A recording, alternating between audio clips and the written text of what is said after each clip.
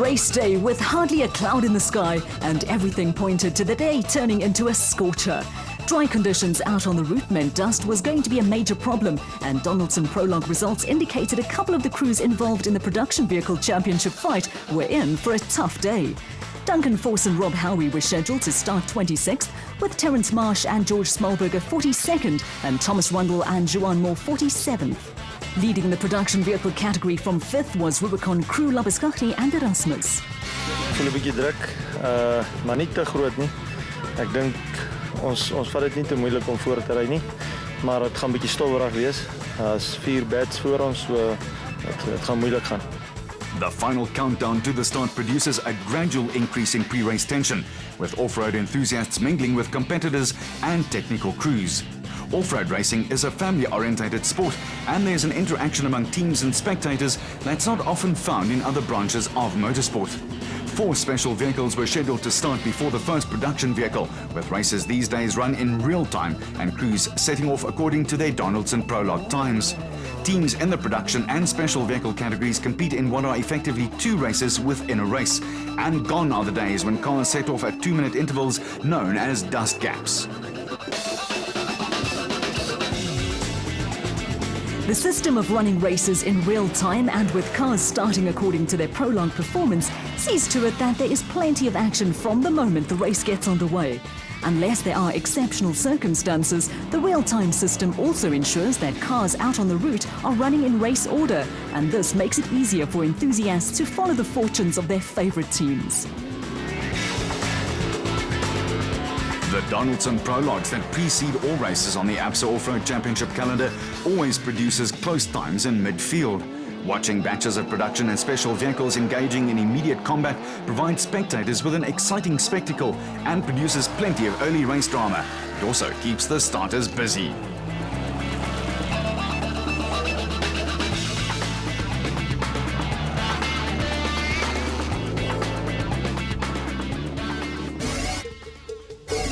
The first 60 kilometers of the race will follow the route utilized for the Donaldson prologue the previous day. The course then swung further west across the Carltonville Road towards Saferbult and included farmlands, rocky sections and virgin terrain. With a clear road ahead of them and no dust problem, Evan Hutchison and Donnie Stassen needed to take full advantage of the situation. Hutchison's championship chances were hanging by a thread, and the Motorite Revo crew had no option but to push as hard as they could. A promising start soon ran into a hiccup when the pair were forced to stop because of a puncture. That handed the advantage to Hutchison's championship rivals Herman and Vichard Sulwat, but the Palabora father and son team were having a little trouble finding the right route. The Sulwats were crawling along in long grass, but in these circumstances, discretion is the better part of valor, and hidden rocks and tree stumps can lead to instant retirement.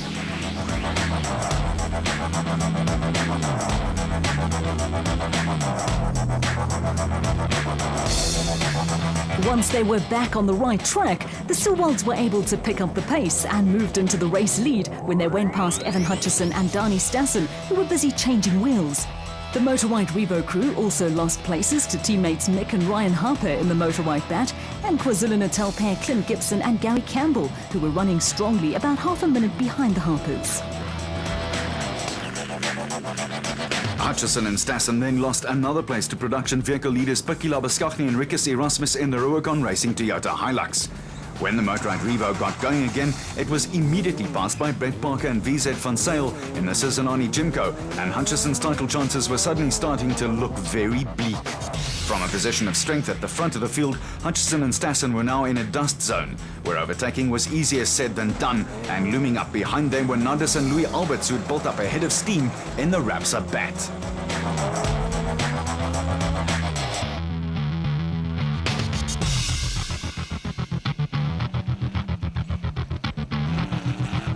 The countryside was swathed in clouds of dust, with Nardis and Louis Alberts running ahead of the Team Ford Ranger of reigning production vehicle champions Chris Visser and Jaapie Badenhorst, who started the race with a 5-point championship lead over Visser's brother Yanni and Joks Leroux in the international truck Toyota Hilux.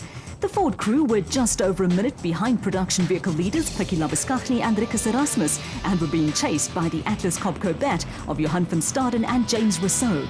Slotted in behind the Pretoria crew were Class P leaders Marius and Yolanda Ferrie in the PHB bat.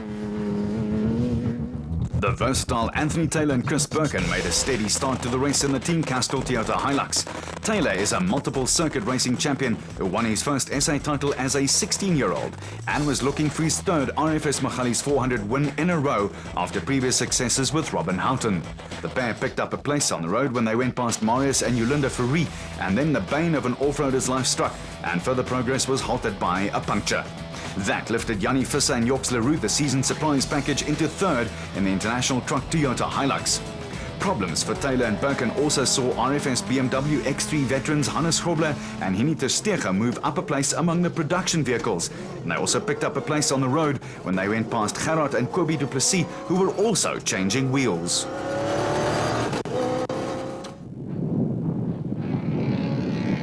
For a car only completed 24 hours before the start of the race, the RFS BMW, now fitted with a V8 petrol engine in place of a diesel unit, was going pretty well.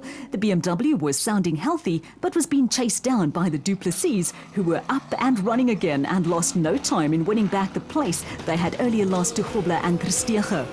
Grobler and ter Steege won the opening event of the year, but a lean patch in mid-season had eliminated them from the championship race. The Ruacon Racing pair of brothers David and Gary White have come on in leaps and bounds this season. But with co-driver Gary unavailable for this event, Cape-based Etienne Besaidnout stepped into the breach.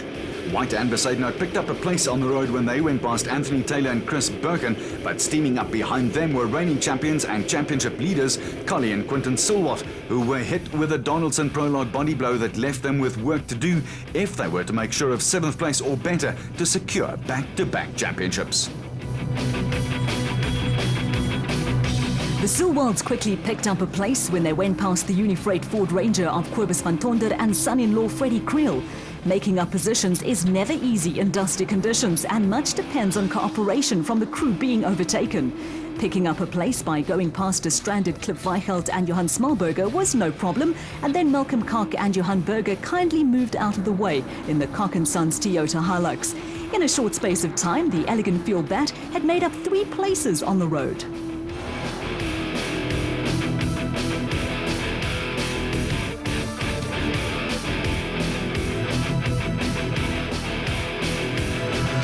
The Regent Racing Nissan Navara crew of Mike Whitehouse and Matthew Carlson were among the Production Vehicle Championship contenders, but were next on the list for Collie and Quinton Silwat. The reigning Special Vehicle Champions were making short work of production vehicle crews, with Whitehouse and Carlson also politely moving out of the way to let the Silwats go steaming past.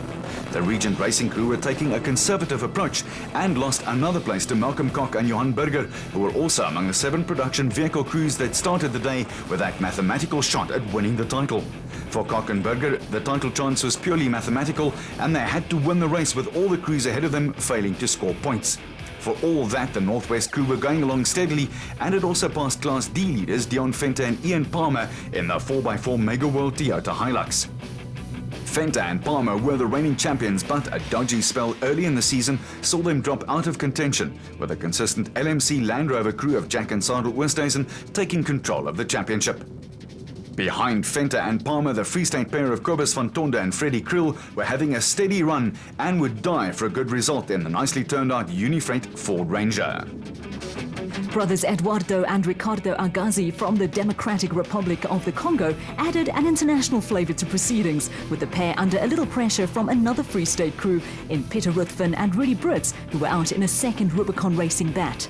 Both Agazis and the Free Staters were being closed down by Duncan Voss and Rob Howie in the second Team Castrol Toyota Hilux. A disappointing prologue also left former champion Forsen Howie with plenty of work on the championship front. The pair will tackle the Dakar Rally in South America in January with Imperial Toyota teammate Janil de Villiers and Dirk van Zitzewitz, and it did not take Forsen Howie long to dispose of first Ruthven and Brits and then the Agazi brothers.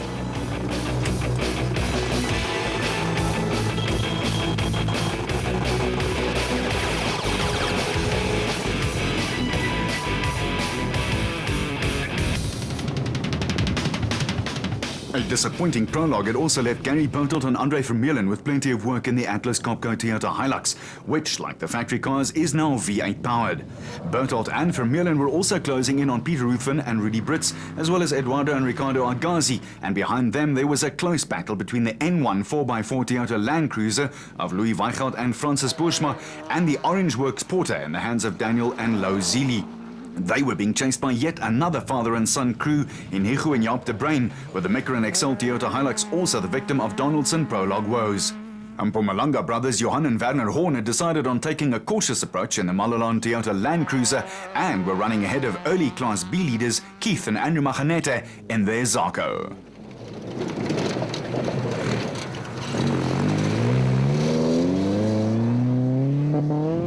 Llamas are apparently a popular breed in the Tarleton area, but this lot didn't fancy being caught on camera. While they trotted off into the distance, Dirk Pitter and Koos Claessens were busy starting to take control of Class C in the Zizwe Toyota Hilux. Charging along behind them were Terence Marsh and George Smallberger, who were having to mount a rearguard action after their prologue trials and tribulations. They zipped past the Transcore Toyota of Deirdre Cutting and Buck Cilliers and quickly picked up another place when teenagers Jason Venter and Vincent van Alleman moved out of the way in the 4x4 Mega World Toyota Hilux. Marsh and Smallberger were then gifted another place when Dion Boyens and Quibus Ferrie found themselves at odds with the roadbook. After sorting out the roadbook, Boyens and Ferrie then lost a second or two at a 90-degree turn.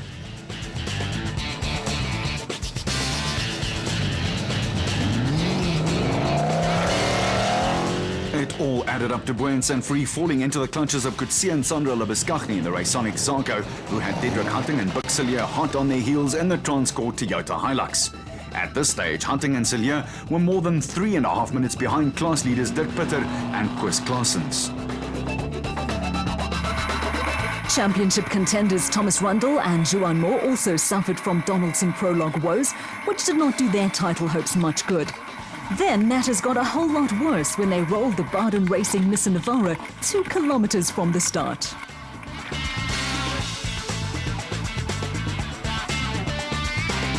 The body language said it all.